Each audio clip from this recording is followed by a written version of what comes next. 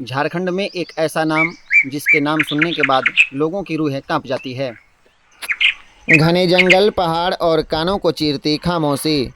हम उस दुर्गम दुर्दांत इलाके की ओर बढ़ रहे हैं जो अब से 1.5 साल पहले तक झारखंड में माओवादियों का सबसे बड़ा गढ़ माना जाता था। झारखंड के गढ़वा, लातेहार और छत्तीसगढ़ की सीमा पर स्थित 55 वर्ग किलोमीटर में बूढ़ा पहाड़ फैला हुआ है। दशकों तक चले खूनी संघर्ष और ऑपरेशन ऑक्टोपस के जरिए झारखंड पुलिस को इसे नक्सल मुक्त करने में सफलता मिली और माओवादियों से मुक्त हुआ बूढ़ा पहाड़। अप्रैल 2022 के बाद से हम लोगों ने झारखंड में बहुत सारे ऐसे अभियान चलाए जिस अभियानों के तहत कि नक्सलवाद की कमर वहाँ से टूटी और उसके फलस्वरूप हम लोग बूढ़ा पहाड़ पे पूरा कब्जा कर पाए। बूढ़ा पहाड़ के अंतर्गत 27 गांव आते हैं। इन्हीं में से बूढ़ा पहाड़ की चोटी पर बसा एक गांव है बूढ़ा गांव।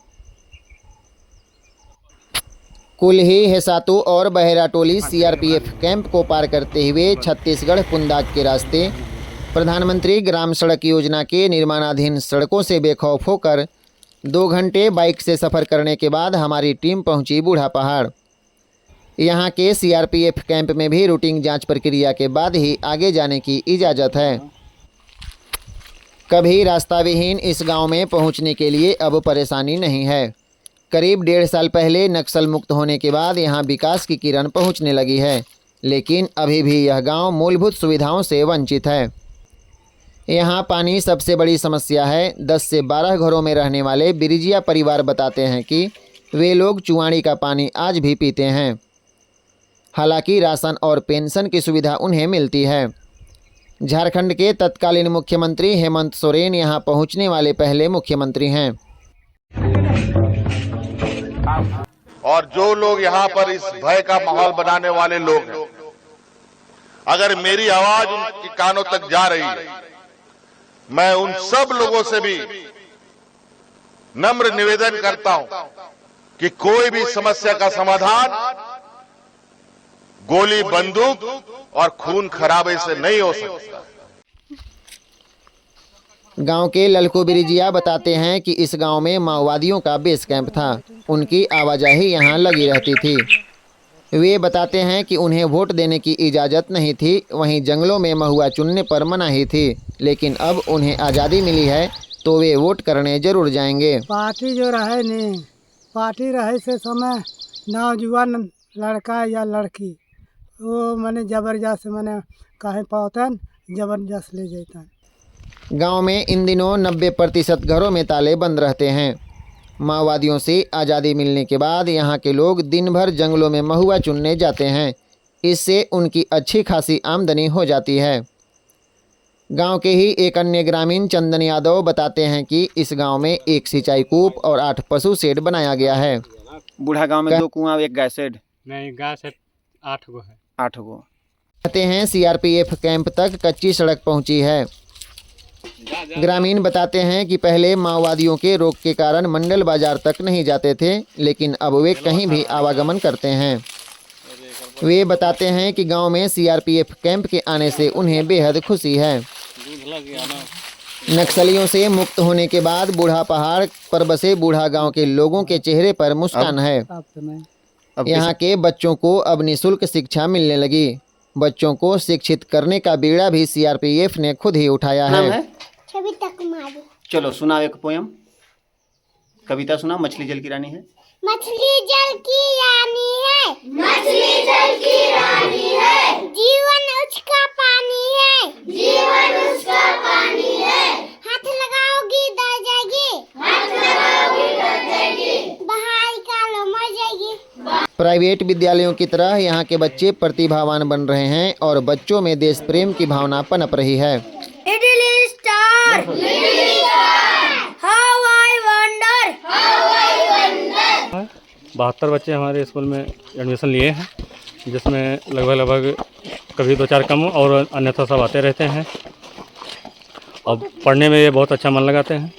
बहुत ही प्रोग्रेस किए हैं पढ़ाई में। इनको हिंदी, इंग्लिश, कोई सब चीज़ की जानकारी, मैथ जो भी है, ये सब बहुत अच्छे ढंग से प्रोग्रेस कर रहे हैं। इनका बातचीत करने का ढंग भी सब सही हो रहा है। देश दुनिया के बारे में इनको जानकारी हो रही है और ये अपना देश के प्रति देश प्रेम और भक्ति का भाव रखते हैं। खेलने कूदने की व्यवस्था के साथ ही इन बच्चों को कैंप में ही मध्याह्न भोजन मिलता है। बच्चों से मिलने के बाद हम बूढ़ा गांव की ओर बढ़ते हैं, जो सीआरपीएफ कैंप के बगल में है। कभी माओवादियों का लाल झंडा से पटा होने वाले इस गांव के शुरुआती घर में तिरंगा लहराता देख देश प्रेम का एहसास होने लगा। मुस्कुराते हुए चेहरे के साथ ग्रामीण बताते हैं कि प्रतिबंध हटने के बाद वे पहली बार मतदान करने जरूर जाएंगे। ग्रामीण बताते हैं कि नक्सली गांव वालों से अपना सामान की ढुलाई कराते थे। गढ़वा डायरी टीम में मुकेश तिवारी के साथ भंडरिया से संतोष वर्मा और बड़गढ़ से घनश्याम सोनी। मंत्री जी नहीं पता। ठीक है। अच्छा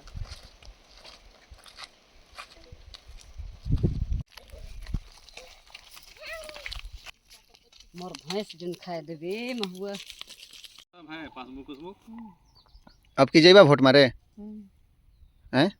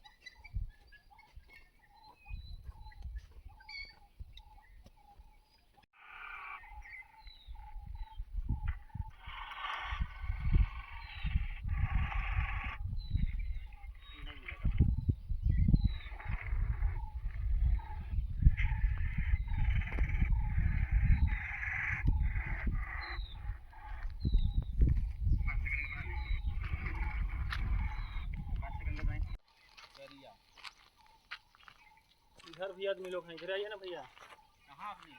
अरे इधर हैं, यहाँ हैं। हम लोग बोले चक्कर लगा रहे हैं।